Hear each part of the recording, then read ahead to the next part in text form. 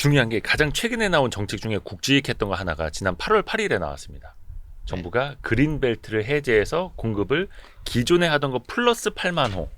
물론 이거는 뭐 11월 가봐야 어느 지역을 풀겠다라는 거 발표를 한다 하고 뭐 24년, 25년 중으로 뭐 공급 계획 구체적으로 그때 발표를 한다고는 하는데요. 일단 이프로님이 보시기에 그 정도로 그린벨트 해제까지 필요하다고 보시나요? 그 필요성에 대해서. 저는 지금 우리나라의 부동산 가격이 이렇게 오르는 건 네. 다양한 이유가 있지만 공급으로 해결할 수밖에 없다. 이유는 다양할 수 있다. 이유는 욕망과 투기 때문일 수도 있다. 저도 인정. 그런데 그 욕망과 투기가 왜 나오겠냐? 집을 사면 오를 것 같고 집이 부족할 것 같으니까 욕망과 투기가 생기는 거잖아요. 그쵸. 그럼 그 욕망과 투기를 없앨 수 있는 방법은 뭐예요? 두 가지죠. 공급을 많이 하거나 그놈들의 뇌세포를 바꾸거나. 그럼 우리가 할 수 있는 건 뭐가 있어요? 네. 뇌세포? 개몽으로 계속 캠페인 들고 그렇잖아요. 공급밖에 없다는 거죠. 그렇죠. 많은 분들이 집은 바이하는 게 아니라 리브하는 거다. 라고는 느낍니다. 그렇죠. 집은 거주하는 거다. 라고 말씀들은 하시지만 그렇게 말씀하시는 분들이 왜 집 걱정하죠? 이미 거주하시는 집은 있는데 지금 거주하는 집 없는 분이 단 한 분이라도 있나요? 월세든 전세든. 그렇죠. 그런데 집은 거주하는 거라고 하면서 왜 집값 오른다고 걱정하세요? 거주하는 집이 다 있는데. 그러니까 이게 이제 집 임대료 인상에 대한 걱정들도 다 있고 있지만 기본적으로 그런 식의 도덕과 이념과 이런 걸로 캄다운 시킬 수 있는 시장이 아니라고요.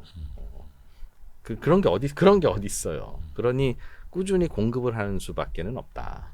그래서 저는 개인적인 소견으로는 그린벨트뿐만 아니라 제가 농담 삼아 네.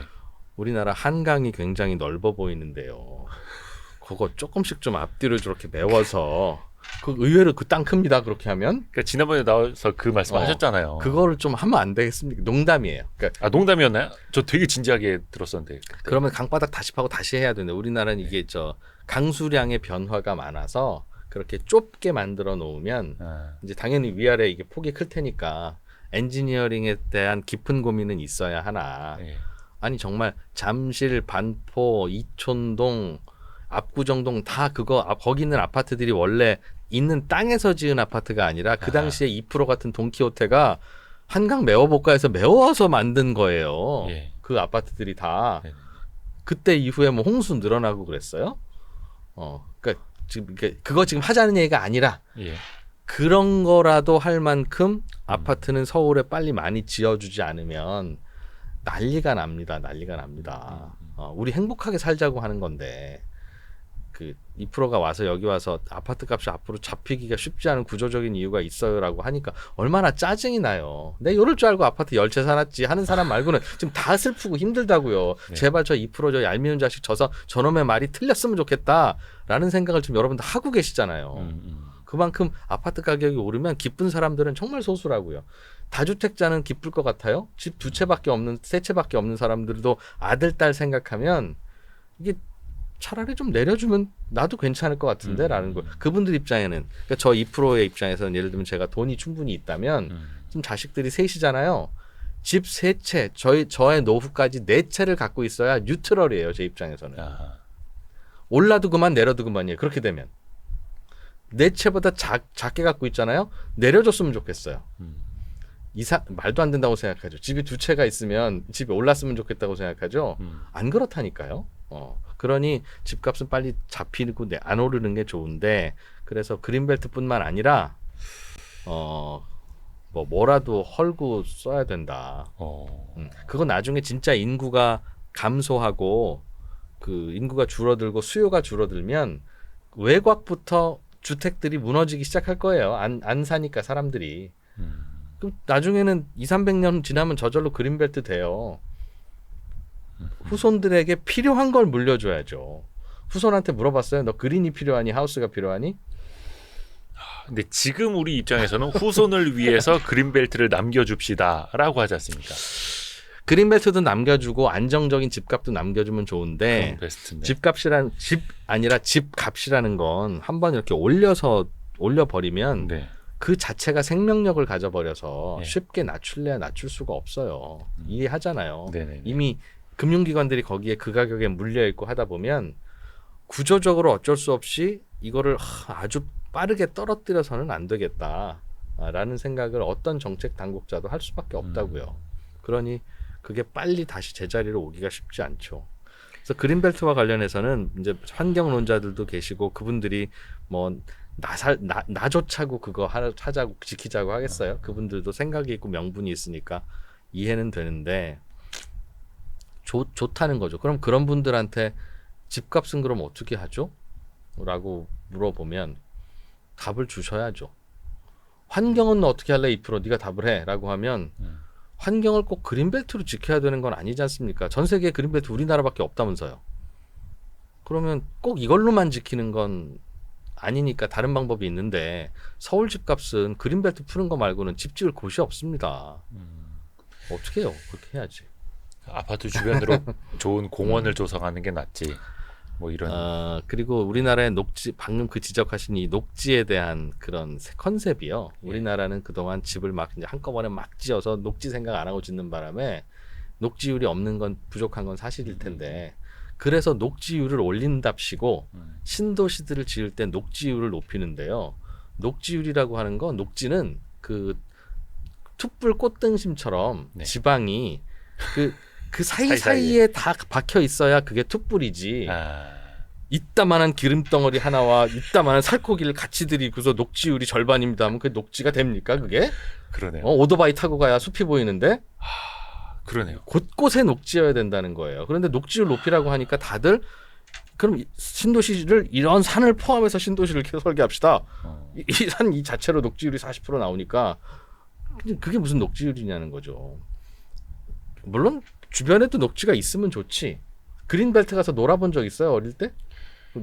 크고 나서도 놀아본 적 있어요? 그러니까 이게 서울 사시는 분들도 주말에 뭐 산 어디가 타시는 그린벨트인지 분들이나 알기는 압니까? 그렇죠. 산 타시는 분들이나 뭐 청계산 뭐 어디 여기 찾아가시지만 그게 그린벨트인지 여부 그리고 그게 우리 삶에 도움이 되는지 여부를 못 느끼시잖아요. 저도 그 생각을 좀 이 얘기를 했었거든요. 하면 할수록 이제 그린벨트에 대한 미래 가치를 생각하시는 분에 대한 조롱이 되기 때문에 저도 그분들의 그 생각이 당연히 숭고하다는 생각을 하니까 더 이상 그러고 싶지는 않은데 이 현실이 다른 방법으로 집값을 잡거나 공급을 할 수 있으면 저라도 왜 그린벨트 굳이 훼손하겠어요. 그래서 그린벨트 가보면 다 비닐하우스 있던데. 뭐 그렇기도 하죠. 다만 저는 선택을 할 수 있다면 그린벨트를 그럼 남겨놓고 서울을 좀 더 안쪽을 고밀도로 개발할 수 있으면 그것도 나쁘지는 않다고 생각해요. 주변은 고밀도로. 남겨놓되 그린벨트가 지금 뭐 서울 외곽에 있는 거니까. 근데 서울 고밀도 개발은 더 싫잖아요. 좋아요, 괜찮아요, 괜찮겠어요? 서울 고밀도 개발하면 기본적으로 지금 200% 용적률인 게 400%가 되면 그 땅 주인들의 집 땅 가치가 하루 아침에 2배가 될 텐데 그거는 참을 수 있겠습니까? 정치적으로. 그렇죠. 당연히 지금 아파트 재건축 할 때 용적률 훨씬 더 높여주면 감사합니다 하고 짓죠. 지을 때는. 그러나 감사합니다 하는 순간 집값은 확 올라가겠죠. 또 재건축 대상 아파트들은 땅의 가치가 올라갔으니까. 그러나 진도는 착착 나가고 그렇게 올라간 후에 20층 설계했던 게 40층이 되고 다 그렇게 지으면 서울의 집은 넉넉해질 거예요. 넉넉해질 거라고요. 그러면 서울 집값이 뭐 중장기적으로까지 아니지만 단기적으로는 잡히겠죠. 이제 그러나 글쎄요. 뭐 그렇게 되면 삶의 질이 또 높아진다고 할 수는 없고. 뭐 모르겠습니다. 그건 저는 도시공학을 공부한 사람은 아니라서 이 400%가 되면 어떨지는 모르겠는데 지금 서울의 아파트들 지금 다 예전보다 2배로 짓고 있지 않나요? 지금 아무래도 5층짜리 반포 아파트 지금 20층 됐고 2배씩 다 더 들어와서 짓고 있거든요. 네네. 그 사이에 우리 올림픽대로 확장한 적 있습니까? 강변북로를 넓힌 적이 있습니까? 하수도를 바꾼 적이 있습니까? 그냥 다 감당해서 돌아가지 않나요? 물론 불편해요. 그 동네 가면 낮에도 막히고 아주 난리긴 난립니다. 뭐 그러나 뭐 그렇게 불편하게라도 좀 사는 게 집 없는 것보다는 낫지 않겠나 하는 생각은 들죠. 그런데 이 대책으로 봐서는 그린벨트는 모르겠습니다. 다 지어지면 10년 후에나 이제 빨리 해봐야 입주한다고 하니까 네. 그런 미래의 입주 물량에 대해서도 공급이라고 생각하고 다들 기다릴 수 있을지는 심리의 문제인데요.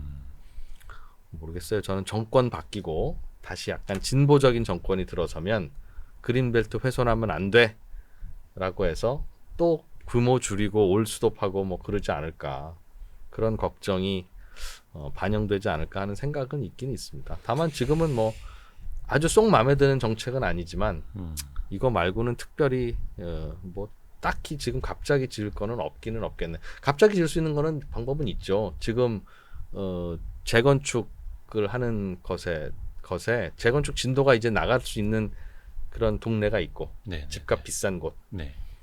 진도가 못 나가는 곳이 있거든요. 집값이 너무 싸서 건축비 감당하면 자기 부담금이 너무 많아져서 이거는 난 감당 못해 해서 진도 안 나가는 곳이 있고 정부가 간섭만 안 하면 우리 열심히 할 수 있는데 왜 간섭할지 모르겠습니다 하는 요지의 재건축들이 있잖아요. 이 요지의 이 재건축들은 진도 안 나가는 이유가 뭐예요? 재건축 초과이익 환수금, 뭐 기부채 용적률 높여주는 것에 따른 기부채납. 네. 용적률 높여주니까 그거는 기부채납 좀 해라라는 것까지는 이해가 돼요. 네. 너희 용적률이 갑자기 좋아졌으니 이거는 사회랑 나눠야지. 앞에 뭐 공원도 만들고. 네. 그거는 그동안 해왔던 거니까. 그러나 그거 계산하고 나면 준 게 별로 없는 용적률은 더 줬으나 기부채납 빼고 나면 이게 뭐 그냥 한 숟갈 더 준 거네. 뭐라는 그런 느낌이라 진도가 팍팍은 못 나가는 건데. 재건축 초과이익을 환수하자고 하면 네네네. 그 개념은 알겠으나 너희들이 갑자기 재건축으로 부자 되는 걸 우리 사회는 브레이크를 걸 거야라는 얘기잖아요. 네네네. 어디 꼬물러 먹으려 그래, 뭐 이런 거죠. 그러면 재건축이 되겠냐고요. 그 치열하게 계산하다가 조금 더 남으면 그래도 재건축을 할 거고 부담금 내고 나면 다 안 남겠는데 하고 안 하는 건데 물론 부담금이라고 하는 게 많이 남는 거 가져가는 게 부담금이야라고 생각하면 마음 편하겠지만 실제로 부담금을 계산할 때는요. 네. 주변에 일반 아파트 오른 거랑 너희들 아파트 오른 거랑 계산해서 이렇게 하는 게 아니라 주변에 빌라 다가구 다 합쳐서 오른 거랑 니네 아파트 오른 거랑 비교해서 요 차익은 재건축 때문에 오른 거라고 생각하고 반땡하자 이게 컨셉이에요. 그러니 우리 재건축 안 하고 그냥 아파트였으면 이만큼 올랐는데요라고 하는 건 그 안에 변명에 아무것도 안 받아주는 변명이 된다고요. 그러니까 그냥 그럼 내비두자가 될 수도 있어요.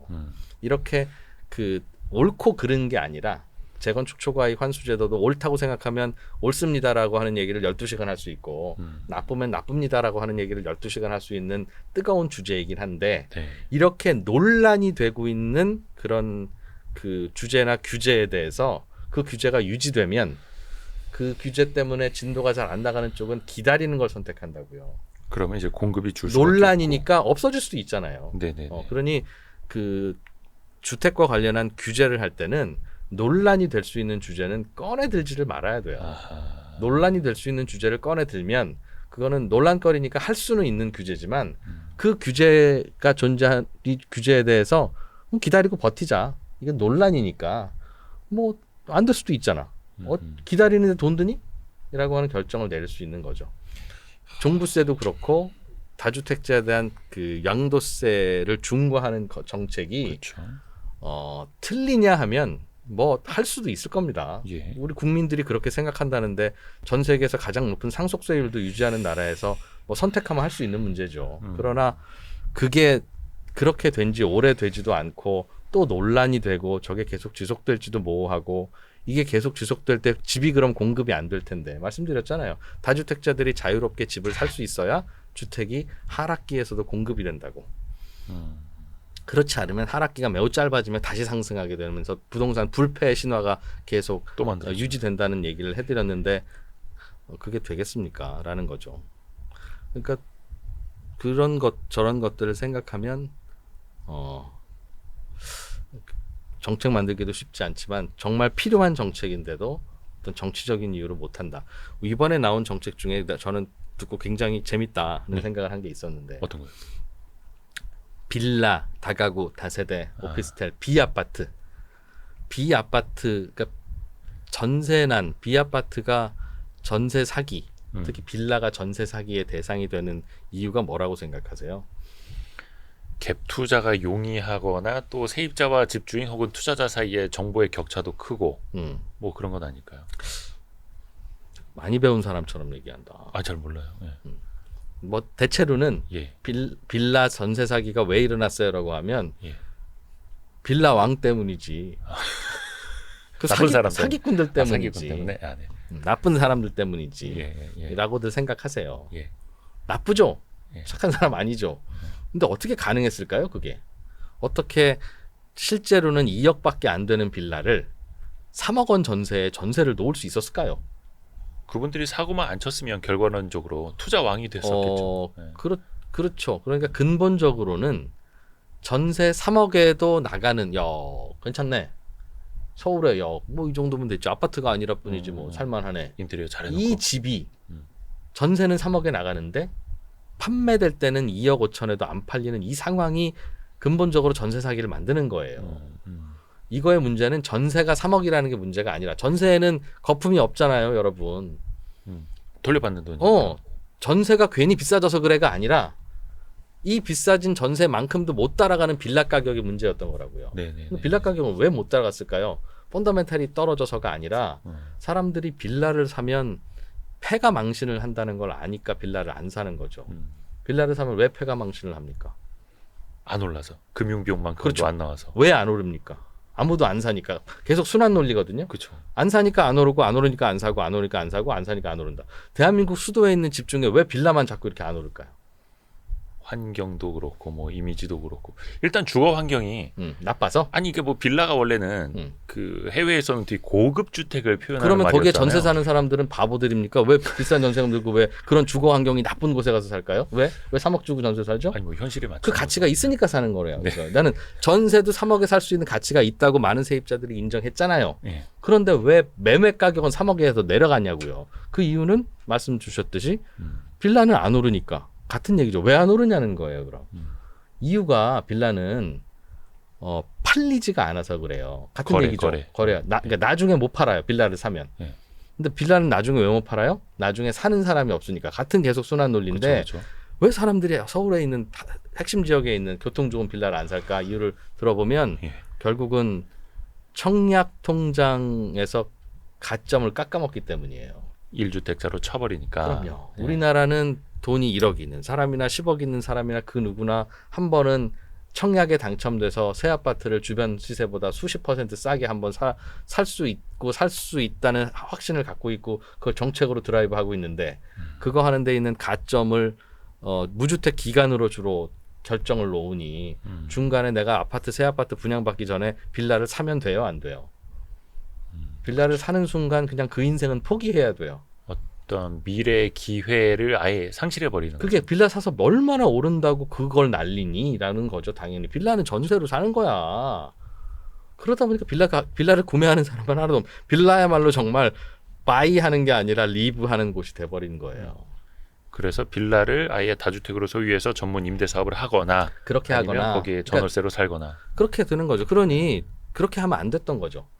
그 집값이 오르는 걸 못 잡는데 사람들의 분노는 가라앉혀야 되니 조금만 기다리시고 집을 안 사고 버티시면 20억짜리 아파트를 저희가 15억에 드리는 파격 세일을 1년에 자주는 못하지만 종종 해드립니다. 계속 무주택자로 남아 계세요라는 인센티브를 주기 위해서 무주택 기간을 청약통장에 가점을 많이 주는 걸로 보상하고 있고 그러다 보니 그 새 아파트가 아닌 열악하다고 생각하는 2등 주택인 빌라는 아무도 사려고 하지는 않고 바이만 하려고 그러니까 리브만 하려고 하니까 당연히 매번 역전세가 나는 거죠. 그래서 2%가 매번 그거는 주택수에 제발 넣지 말아주세요. 그걸 갖고 있었더라도 무주택 기간에 제발 청약할 때만이라도 똑같이 할 수 있도록 해주시면 사람들이 3억짜리 빌라 사서 4억에 팔고 다시 5억짜리 빌라 사서 7억에 팔고 하다가 아파트로 넘어갈 수 있을 겁니다. 그러면 최소한 빌라 가격이 전세 가격보다 낮아지는 역전세 현상도 안 일어날 거고 빌라 왕도 아무리 욕심이 많아도 그런 사기 못 칩니다. 그러니까 계층 사다리가 되도록 만들자. 그렇게 만들어 놓으라고 해서 이번에 만들었어요. 그러게 이번 정부에서 그런 2% 얘기를 들은 겁니까? 85제곱미터 이하에 공시 가격 5억 이하로. 그러니까 중소형 서민이 살만한 빌라는 1주택으로 안 치겠다. 뭐 그렇죠. 네. 두 가지 지적을 드립니다. 또 여기에서도 부동산 투기꾼들한테 악용이 되면 안 돼, 큰일 나, 욕먹으면 안 돼라는 이런 컴플렉스 때문에 85제곱미터도 만들어 놓으신 거고 공시가격 5억도 만들어 놓은 거예요. 그런데 우린 두 가지 지적이 있습니다. 아파트는 85제곱이면 이제는 꽤 넓어요. 옛날 40평형 아파트 정도 돼요. 국민평형이라고 하니까. 국민평형이라고 해도 이미 4베이를 지어서 앞뒤로 다 확장을 하니까 아하. 요즘 20평대 아파트가 옛날보다 잘 팔리는 거 아세요? 그쵸. 그게 왜 그런지 아세요? 공간 활용도가 좋아서. 그 말이 20평대 아파트가 옛날 30평보다 더 커요. 확장하면. 확장하면. 근데 확장한 거잖아요. 원래 아파트는 확장해서 쓰는 거 아닌가요? 요즘에 거의 다들 확장은 하시는데. 그러니까 예전에 33평짜리 아파트를 이빠이 확장한 거랑 예. 요즘 갓 분양한 20평대 아파트를 이빠이 확장한 거랑 비교해 보면 20평대 아파트가 훨씬 크고 그래서 가격도 30평 아파트보다 비싼 거예요. 그러니까 80년대, 90년대 지은 아파트는 비교해 보시면 아마 확연히 그래서 60제곱미터 아파트면 사람들이 이제 충분히 쓸만하고 좋아하는구나. 아니에요. 60제곱미터 아파트를 양쪽으로 확장해서 옛날에 85제곱미터보다 더 커졌기 때문에 쓸만한 거예요. 그런데 정책 만드는 공무원들은 요즘은 85 이하면 충분하고 60 이하면 다 좋아라고 생각을 하니까 그 기준을 빌라에다 갖다 적으니까 빌라 85는 또 달라요. 좁죠. 또 다르다고요. 엔드. 공시 가격 5억 원이면 대략 한 7, 8억이니까 지금 빌라들을 구매하는 데 있어서는 큰 고민은 안 될 거예요. 네네. 근데 자 봐요. 이제 서울에 있는 7억짜리 빌라를 예. 공시 가격 보니까 4억 8천이야. 요 안에 괜찮네. 네. 요걸 샀어요. 오르죠. 그러면. 올라요. 그래서 팔 때는 공시 가격이 5억 5천이 됐든 6억이 됐든 될 거 아니겠어요. 예. 그거 하려고 산 거잖아요. 예. 이 빌라를 누구한테 팔 수 있죠? 확 물리는 거네. 또. 누구한테 팔 수 있냐고요. 이 빌라 사는 사람은 또 전과자 되는 거예요. 너희들 빌라 사면 전과자 돼서 빌라 값이 이 모양이니 5억 이하 빌라는 전과해서 풀어줄게 라고 해서 빌라를 샀는데 그 빌라가 안 올라도 문제고 그렇죠? 올라도 문제인 거예요. 오르면 이거 사는 사람은 또 전과자 되는 건데 뭐 어쩌자고 5억을 여기다 이렇게 또 걸어놓으면 어쩌자는 겁니까? 선생님 질문이 있습니다. 네. 근데 예를 들어서 그런 허들을 두지 않으면 네. 예를 들어서 연예인들이 사는 고급 빌라 또 그런 무주택자가 돼서 이 사람들도 나중에 아파트 청약해서 받을 수 있는 자격이 생기지 않습니까? 네. 그래서 이상하죠? 공무원들 입장에서 뭔가 허들을 둬야 이상하죠? 돼. 예. 그게 왜 이상한 줄 알아요? 왜요? 아파트를 청약해서 받으면 로또 아파트가 되는 게 이상한 거기 때문에 그런 거예요. 애초에. 기본적으로 애초에 이상한 제도를 유지하면서 네. 요거를 형평성 있게 나눠주려고 하니까 자꾸 꼬이죠. 네. 자꾸 꼬이죠. 그래서 예. 이거는 5억으로 했으면 오케이 알겠어요. 연예인들이 무슨 죄졌어요? 연예인 죄졌냐고.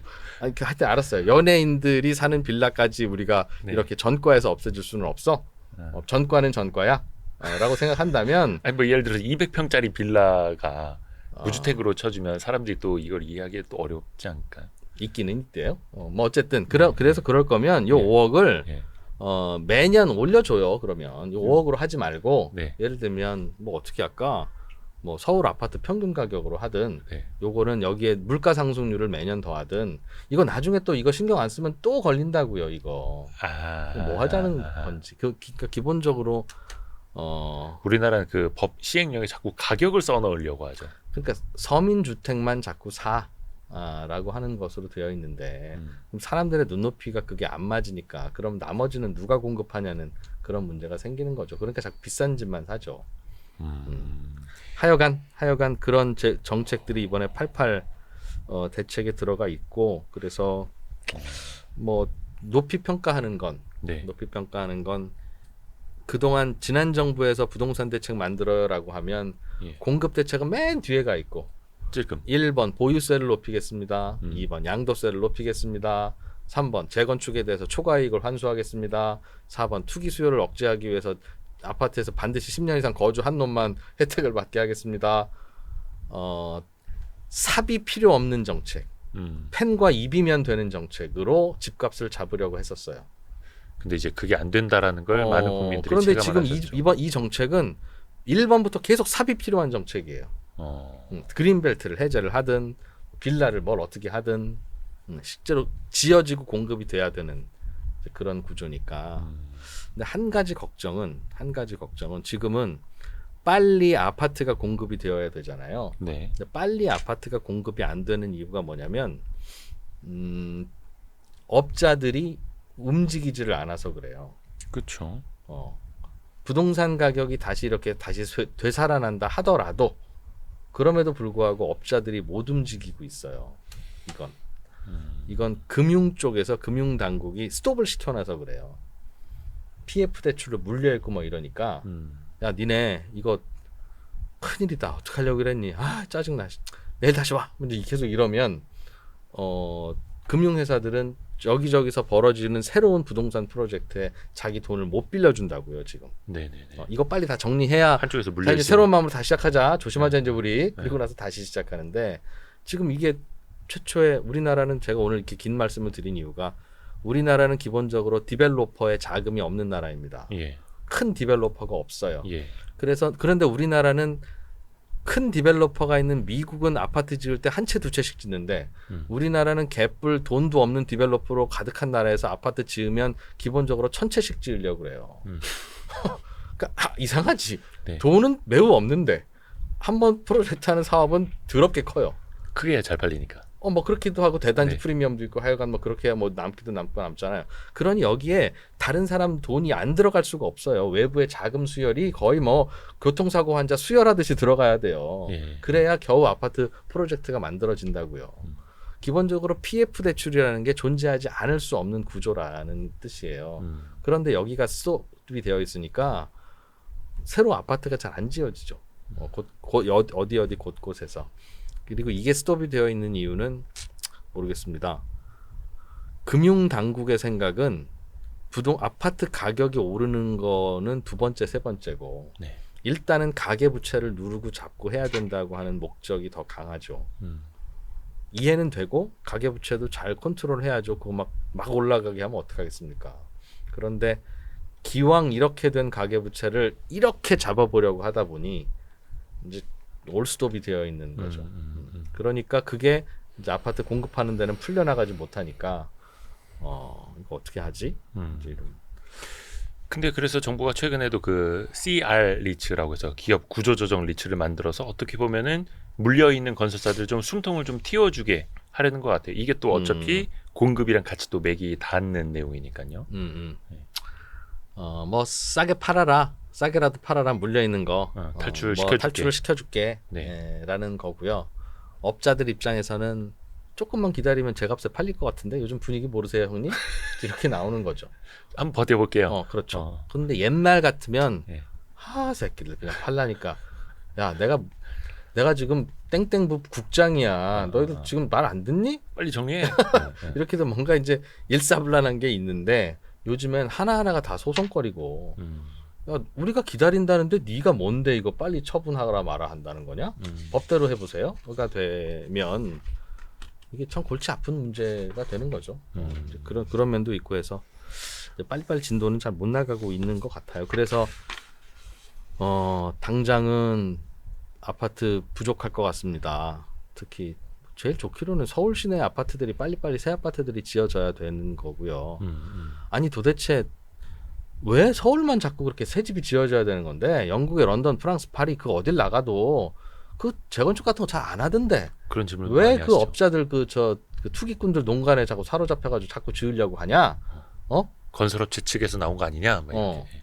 우리만 예. 일단 우리는 그 영국의 런던이나 프랑스 파리에 비해서도 더욱 더 날림으로 지어놨고요.